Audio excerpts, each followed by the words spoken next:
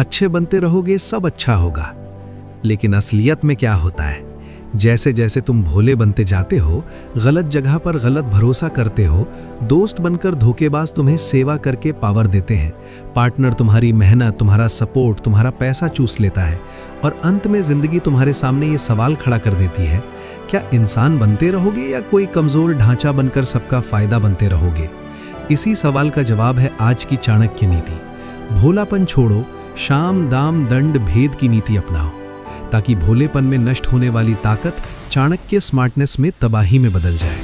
आज तुम्हारी लगभग ये वीडियो तुम्हें सिखाएगी कि हर कोने, घर, दोस्ती, लव, करियर में तुम कैसे हर रिश्ते को चाणक्य के लिए पॉलिटिकल मैनेजमेंट की तरह चला सकते हो, बिना बेईमान हुए लेकिन बिना गाढ़ा बने। सबसे पहले ये 4 शब्द दिमाग में साफ रखो: साम दाम दंड भेद। इन्हें छोटे छोटे उदाहरणों से जोड़कर समझो। साम मतलब समझाना, समझौता करना, शांत स्वर में लकीर खींचकर बात करना। जब हिंसक गुस्सा नहीं, बस साफ स्टैंड अप बताना हो, वहां साम। दाम मतलब रिवॉर्ड, फायदा, ट्रेड ऑफ, देने लेने का तराजू। तुम देते हो कुछ, दूसरा भी दे कुछ, सामने वाले को भी लाभ मिले, तुम भी मजबूत बनो। दंड मतलब बाउंड्री, कीमत, डेडलाइन। जब साम और दाम दोनों काम करने लगते हैं, लेकिन कोई तुम्हारे गाढ़ेपन पर चलकर तुम्हारी हदें पार कर देता है, तो सामने दंड का स्वाद चखाना पड़ता है। भेद मतलब फूट, डिफरेंस, बैकअप प्लान, ताकि कोई एक ही हथियार, एक ही शख्स तुम्हारी पूरी लाइन न कर सके। अब थोड़ा इस तरह सोचो, जब भी तुम किसी दुश्मन, टॉक्सिक दोस्त, गलत पार्टनर या भ्रष्ट सिस्टम का सामना कर रहे हो, दिमाग में ये 4 क्वेश्चन सुनाई देते हैं कि पहले साम चल रहा है या तुम गूंगे होकर मर रहे हो? दाम का कौन सा ट्रेड ऑफ तुम्हारे लिए पावरफुल है? दंड जैसी कीमत तुम खुद से क्यों डरते हो? भेद इज इक्वल टू तुम्हारा बैकअप प्लान, वो तैयार भी है? ये 4 पहलू बस इतने हैं तुम्हारा अंदरूनी रणनीति सॉफ्टवेयर। जब तक ये सॉफ्टवेयर ओल्ड फैशन्ड भोलापन के साथ चल रहा है, दुनिया खुद से ही तुम्हें उपयोगी लेकिन बेवकूफ बना देगी। मान लो तुम्हारा एक फ्रेंड है, देखने में बहुत प्यारा, भरोसेमंद, लेकिन हर बार तुम्हारे खर्च पर खिलौना बन जाता है। तुम्हारे घर खाना खाता है, तुम्हारी कार से घूमने जाता है, तुम्हारे नोट से पढ़कर पास हो जाता है, फिर भी तुमने कुछ नहीं कहा। क्यों? क्योंकि भोलापन ने तुम्हें ऐसा लिख दिया, अच्छा बनो, दोस्ती सच्ची, चुप रहो। अब सुन चाणक्य स्टाइल सॉल्यूशन। तुम एक बार साफ और शांत स्वर में उससे बात करो, साम की नीति का इस्तेमाल करो। तुम बोलो, मैं हमेशा तेरे लिए खड़ा हूं, लेकिन जब तू हर साल मेरे कानूनी नोट्स, ट्यूशन में समय और कार कीमत पर घूमने का बीमा लेता है, तो मेरे शैडो में तेरी लाइफ बनने लगती है और एक दिन मेरी लाइफ उसी पर भारी पड़ने लगेगी।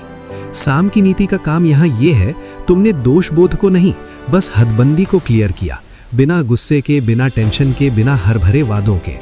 अगर वो समझ जाए ठीक, अगर वो कहे तू इतना कंजूस क्यों हो गया है, तो अगला स्टेप दाम या दंड में बदल जाएगा, जिसको अभी आगे समझाता हूं। चलो अब दाम की नीति यानी वैल्यू ट्रेड। ये बस इतना देखती है कि जो तुम देते हो उससे थोड़ी कीमत पीछे भी लौटनी चाहिए। मान लो अब वही पहला फ्रेंड जो तुम्हारे नोट से पढ़कर पास हो गया, कभी कभी तुम्हें कोचिंग में मदद कर देता है, लेकिन पूरा टाइम वो तुम्हारे ऊपर ही भरोसा करता है। चाणक्य दाम यहाँ सोचेगा, क्या वाकई हर रिश्ते में सिर्फ तुम ही देने वाले हो और दूसरा सिर्फ लेने वाला? तो नई सिचुएशन ऐसे सेट करो।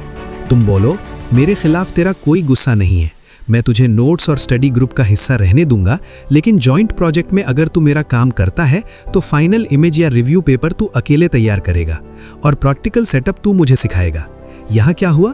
तुमने बात साफ की, साम का नीति, एक रिस्क फ्री ट्रेड ऑफ पेश किया, दाम की नीति, और दोनों को फायदा, तुम्हारा भी प्लेन सेफ और दूसरे का भी।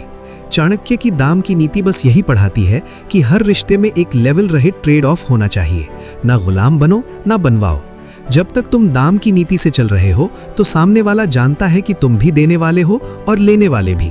जब ये बैलेंस टूट जाता है तो वही दाम बदलकर दंड या भेद में जा जाता है।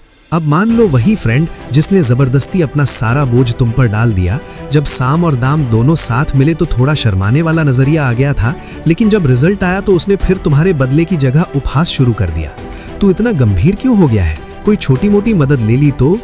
ऐसी सिचुएशन में दंड आता है, यानी कि तुम अपनी हद क्लियर रखो और साफ साफ कीमत बता दो।